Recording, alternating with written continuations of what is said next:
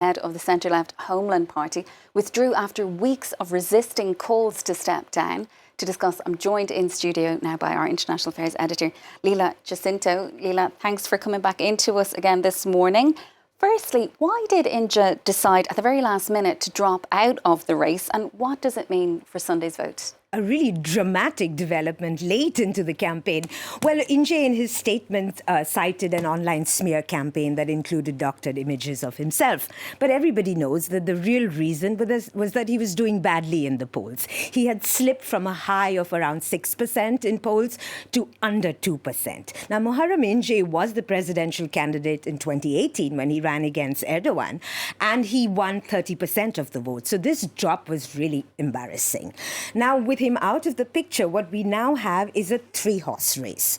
We have the incumbent, Erdogan, who has been in power for 20 years. We have Kemal Kılıçdaroğlu from the secular CHP party. And we have a third candidate, Sinan Ogan, who has been getting around 4% of the vote. So we are still looking at the two big players, Kemal Kılıçdaroğlu against Erdogan. Now, with the opposition, Kılıçdaroğlu is not standing for his own party. He is heading a coalition. It's called the Table of Six.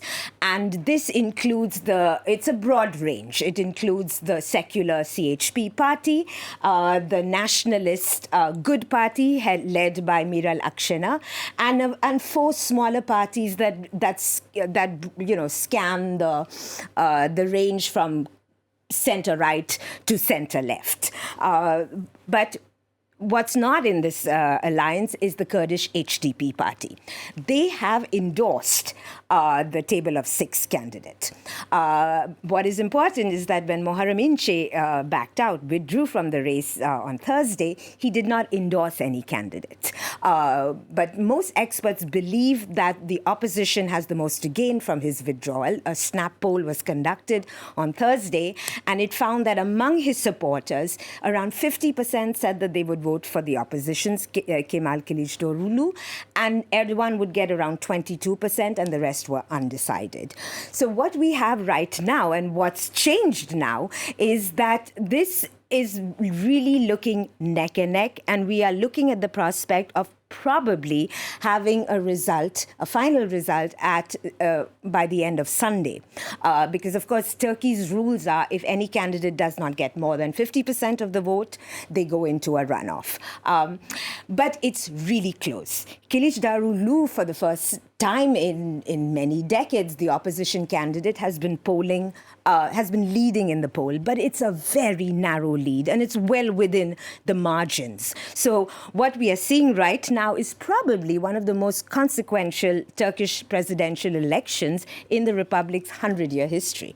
Talk to us more about that. What exactly is at stake here? Well, very shortly, Sharon, what is at stake is no less than the future of Turkish democracy. This stands for Erdogan, as well as the people who want him out of office. Because if Erdogan wins again, this would really this sends a sign of that Turkey is unable to have a transfer of power. Since Erdogan moved into what experts call a competitive autocracy, which is the elections are conducted properly, mostly, but it's not a fair playing ground. It's not a level playing ground, and he's always won it. And that would send a signal to his supporters. For people who oppose him, they could well be disenchanted with the entire democratic process. Now, despite everything that has been happening in Turkey, the clampdowns in dissent, the turn that happened around 2013, Turkish voters are still very engaged in the political process.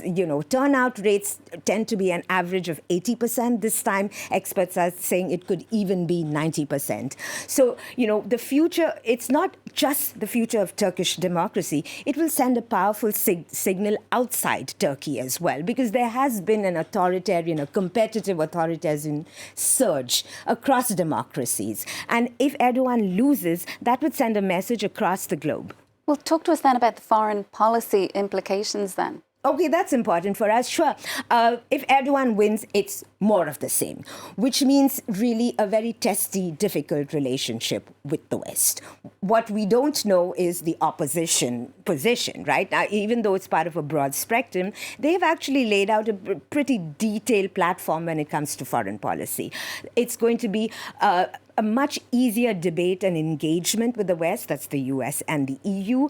But of course, when it comes to foreign policy, this is a very broad dossier. You know, there are certain things that are critical to what is seen as Turkey's national interests. So on things like Cyprus and Greece, they will follow Turkish policy, but there will be much more room for engagement, a freer freedom of expression, liberal values, which the EU finds easier to engage with. On the big foreign policy issue of the day, the Ukraine war, Turkey, because of its geography and its history, will continue to manage a balancing act with Russia. I mean, Turkey is a NATO member and a very important NATO member. That will not change, particularly since Russia militarily is not showing itself to be particularly strong.